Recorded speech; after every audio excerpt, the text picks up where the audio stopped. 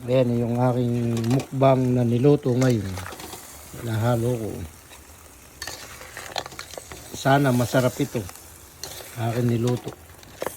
Mukbang, crab, corn, potatoes, anong tawag pa dito?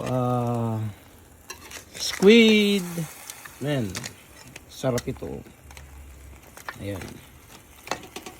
Yan ang aking niluto ngayon. Ayan o. Ito ang kuwan ko ngayon. Recipe ko ngayon o. Ayan.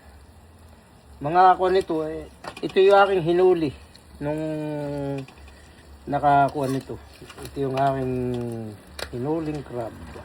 Ngayon niluto. Ayan, luto na.